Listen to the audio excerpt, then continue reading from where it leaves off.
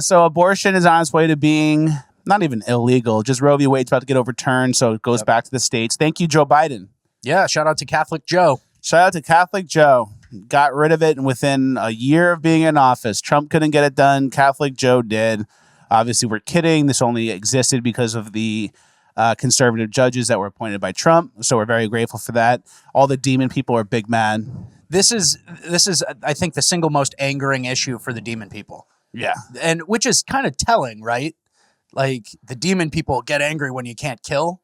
Yeah. The unborn, the most innocent thing. They get so mad and they shriek and go crazy because they don't have the right to kill their babies and sacrifice them to the devil, which is weird because all the leftists are vaccinated. Can they even have kids anyway at this point? Yeah, I don't know.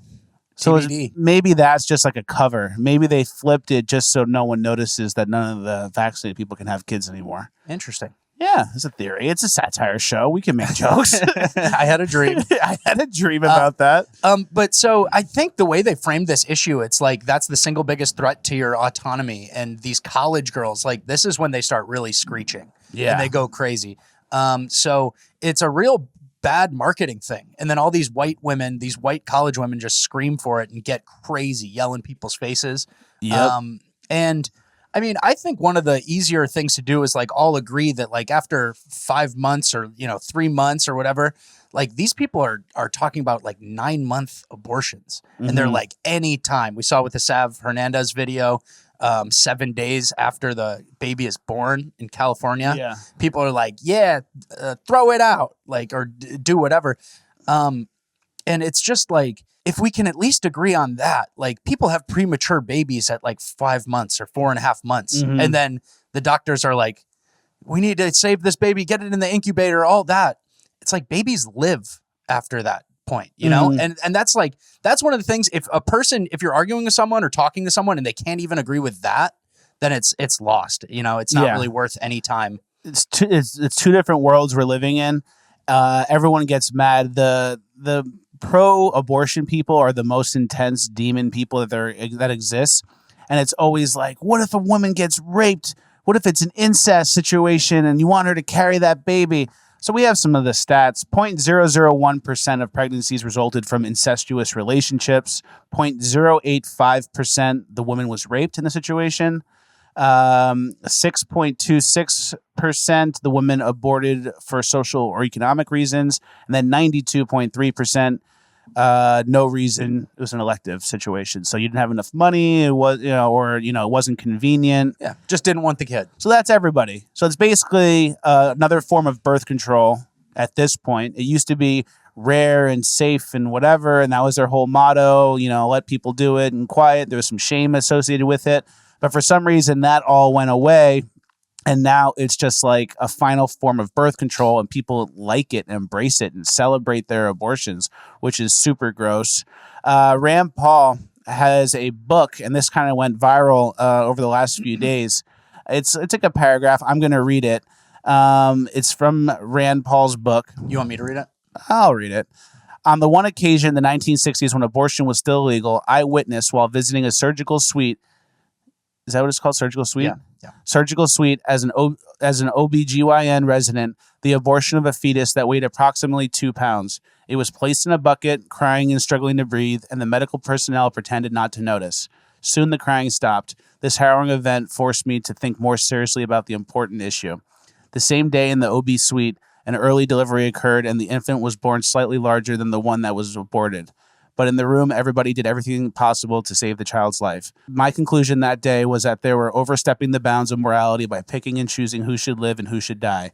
These were human lives. There were no consistent moral basis of the value of life under these circumstances, which is pretty intense. That's super dark. And that's like what I'm kind of talking about. It's like if a baby is viable in one way, but in an allowable abortion in another, that's pretty dark.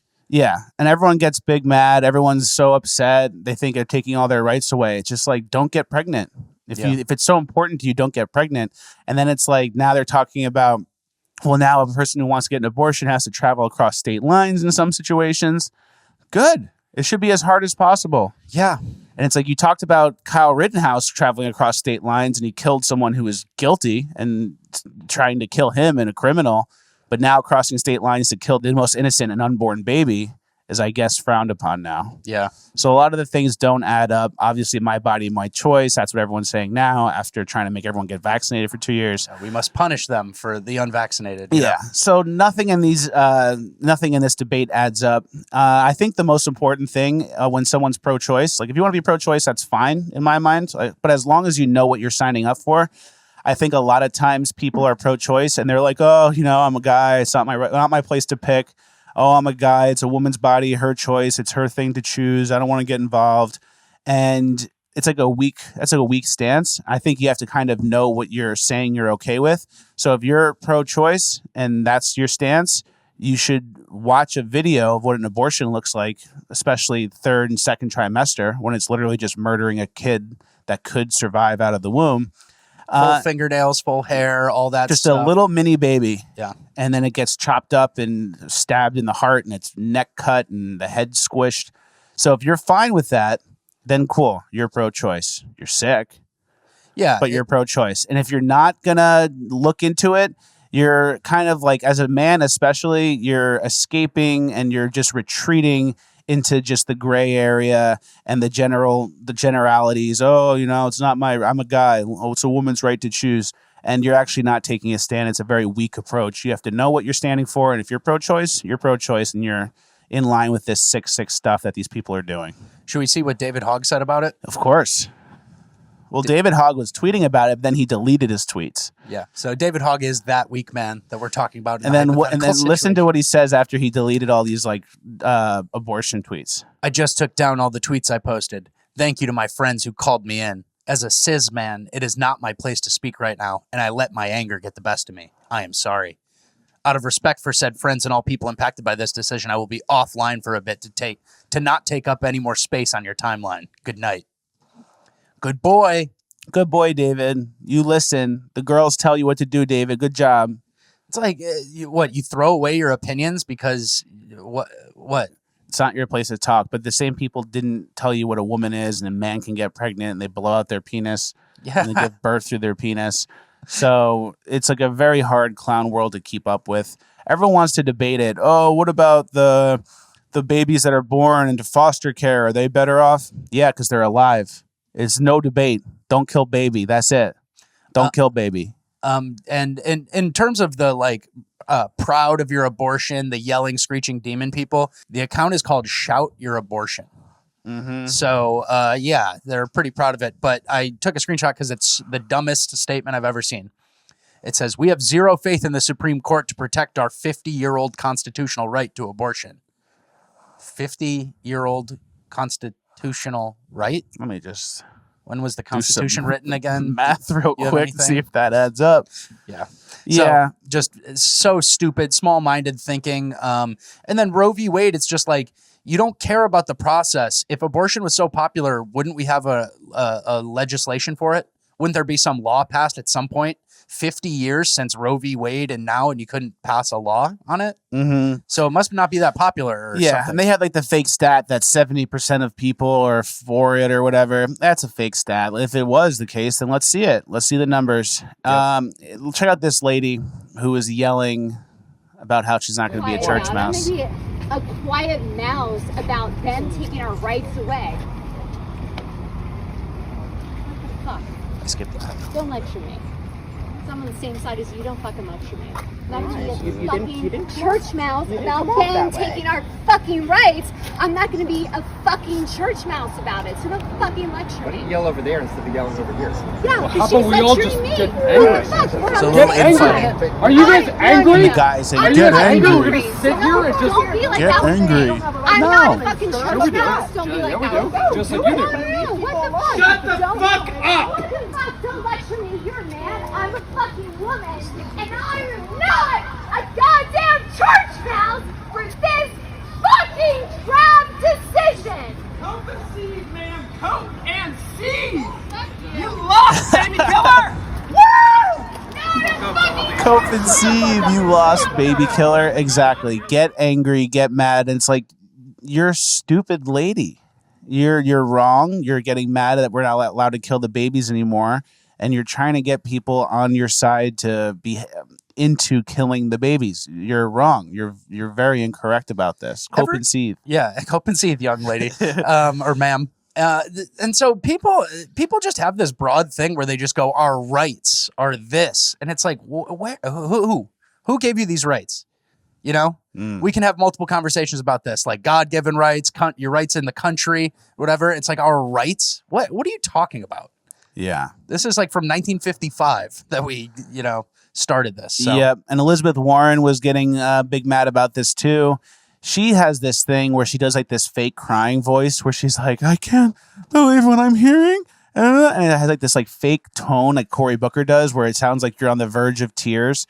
And it's just like the least authentic tone that you can present any argument with. Yep. Angling for decades now, and we are going to fight for decades now, and we are going to fight. We are going to fight back. Fight back? Isn't that what got Rudy Giuliani in trouble for January 6th? Yeah, the words fight. I thought you're not allowed to say we're going to fight back. I thought that was an insurrection term. Yeah. I think people are doing insurrections now. Well, it's like, shouldn't you be going with a different angle instead of angry and mean? Why don't you be eloquent and say something important? You're an old lady. You're a 65-year-old plus lady. It's not the time to start screaming and yelling. You don't sound important or good. That's not who leads us into battle. Yeah, exactly. Elizabeth Warren. It's very simple. Don't have sex, or don't have sex with people you wouldn't start a family with. Pretty much it right there. That solves a lot of problems. And then if you do get pregnant and you're fighting now for the right to kill your baby, that's like that's not society's problem. There were many things you could have done in between those two things to prevent it. So if it's harder to get an abortion, that's what happens when you start winning if you're on the right side. Yep. And then the last thing for the abortion section, Kamala Harris, the vice president of the United States, the next one up to president, if anything were to happen, tweeted, the rights of all Americans are at risk in this draft opinion. If the right to privacy is weakened, every person could face a future in which the government can potentially interfere in the personal decisions you make about your life. A little late for that. Yeah, that sounds familiar. A little late in caring about government overreach affecting your life. Didn't we just, so it's hard to keep up with these people, but because the news is so cyclical and everyone has a fish brain, it's like no one notices the hypocrisy, the blatant hypocrisy. Like, a week ago or a month ago, you were calling for everyone to get vaccinated or else you lose your job and you can't send your kids to school and you can't this and that. And now we all forgot that. It's clean slate and the useful idiots are just chirping about this. Neuralized you. Forget about the last 2 full years. Yeah. Guys, this episode, as always, is brought to you by ShopBuckets.com. Best merch in the game. Use code Jerry for 15% off. We have Trader Joe's, the Clintons, Kid Thrasher, Crenshaw Sucks, plus much more. Also, FleckusToys.com for the badass Dan Crenshaw action figure and the Hillary Clinton receptacle van. That store is back open, and we are adding new products next week. So get these 2 while you still can before the next 2 drop. It goes a long way and supports the show. If you like this shirt I'm wearing, not a Fed, it's not one of mine, and it's not an ad. This is just a friend of the show who made it, mostly peaceful memes. Yes, sir. And it's linked in the description if you want to get a Not the Fed shirt and support another great right-wing content creator. Go ahead and do that. Link is in the description. Let's get into the good stuff. Let's get into the show. I made the joke, not a Fed, order of 50 shirts sent to Quantico, Virginia. Like, uh-oh. Uh-oh. The Fed boys, good way to hide. Yeah, you're going to see him at the next MAGA rally outside the Capitol or something. Yeah, not a Fed. Yep. That's pretty funny.